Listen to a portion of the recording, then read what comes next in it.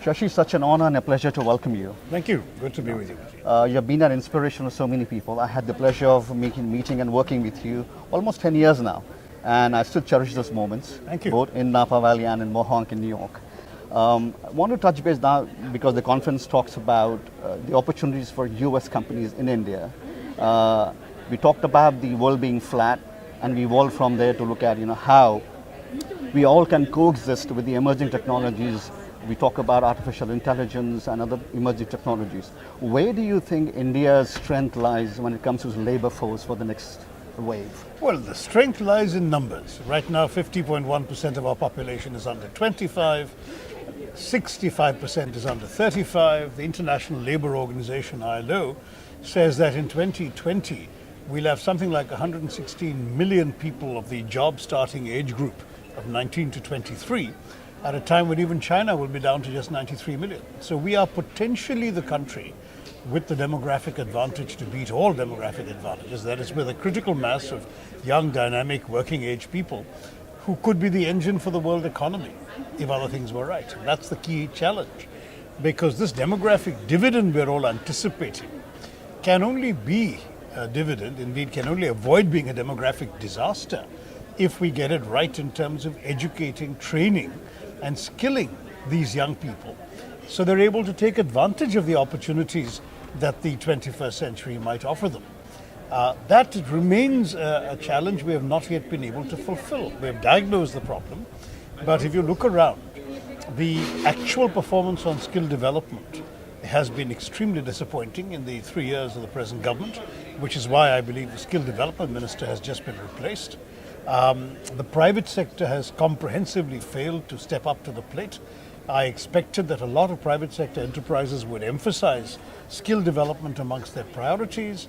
The government's CSR policy, which requires every company of a certain size to spend 2% of its net profits on corporate social responsibility, that could have been spent on vocational training, skilling people, some of whom would have been available for these very companies to hire. But somehow companies have shown a lack of long-range thinking and have not invested sufficiently in skill development. So this remains my big worry. It's a fabulous opportunity which is not being sufficiently seized yet. And to my mind, either we seize it, in which case we have, within a few years, the workforce to beat all workforces around the world, available to do pretty much everything they've been trained and skilled to do. And if we lose it, then we have a whole lot of underemployed, undercooked, unready young people who are not able to step up and take the opportunities that a 21st century economy will offer them. I want to scratch the surface a little deeper. No better person than you to ask this. When students come from India, and we are sitting here at the House School at Berkeley, when students come not only from IITs but from other good schools in India, they do so well here. And you have seen the progress coming here as students, becoming good professionals, and then becoming entrepreneurs, and then now investing in companies. If you go on Sand Hill Road now, there is not a single venture capital company doesn't have, I think, an Indian face. 20 years ago, it wasn't the case. So why do you think we do so well coming here and not do so well in India? Well, there are two answers to that. The first is, of course, that you already get the cream of the crop. You have to be a very bright student to get admitted in the West, and particularly in America. You have to be smart enough to qualify, to get visas, all of that.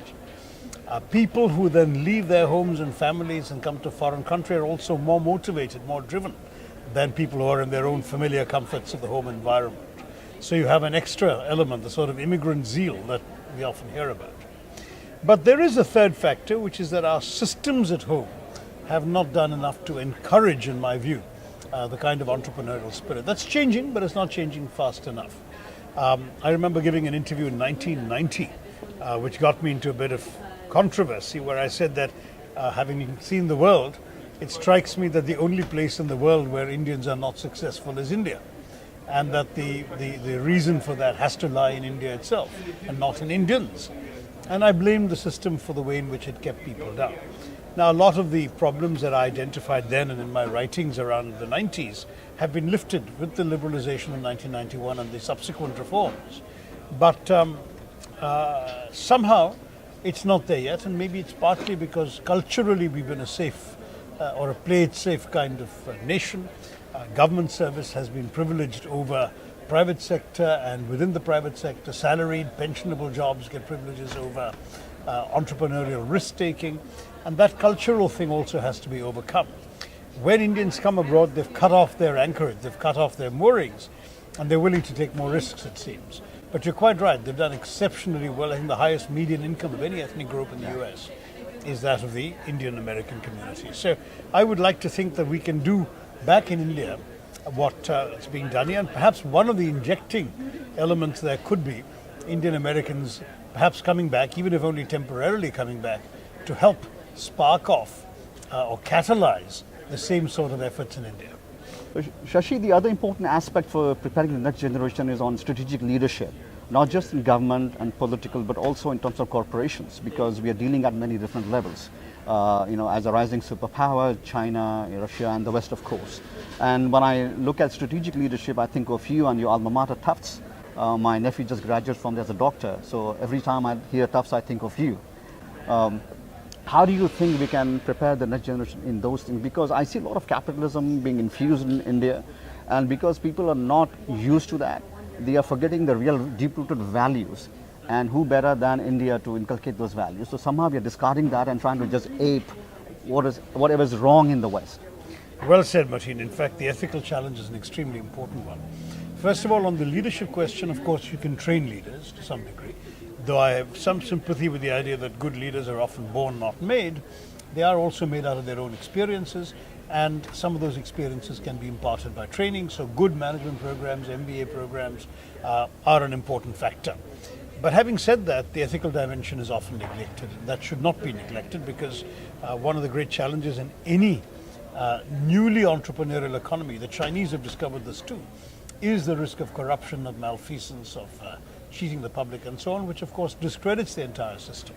In the case of China, they've had to deal with a rather mammoth problem. In the case of India, we've had only one world-class scandal, the Satyam scandal, which fortunately was dealt with very swiftly, very efficiently. But bearing ethical considerations in mind is extremely important in a society like India. Equally, I would argue that you can't speak of strategic leadership without having an eye on society as a whole. And our society has a tremendous, tremendous challenge still. We have 250 million people living below the poverty line, and ours is not the UN World Bank poverty line of $1.25 a day. That would be a higher percentage. These are people living below a poverty line that's been drawn barely this side of the funeral pyre. So it's a very, very serious challenge. And I think people who go into business to growing the economy have to understand that whether we grow at 6% as we're doing now, or 9% as we used to not so long ago, that ultimately what matters is that 25% at the bottom of our economy, that they need also to be in the minds of people who are in the business sector. If collectively we can attend to our bottom line, that is the bottom line that matters to the shareholders, but also think in terms of the famous triple bottom line, where what affects society, what affects sustainability in the environment, all that is also borne in mind, then it seems to me we can be far more effective, far more successful than if we were to merely be looking at the profit margins. Always a pleasure. Thank you so much. Appreciate that very much. Thank you. Good talking to you, Mateen.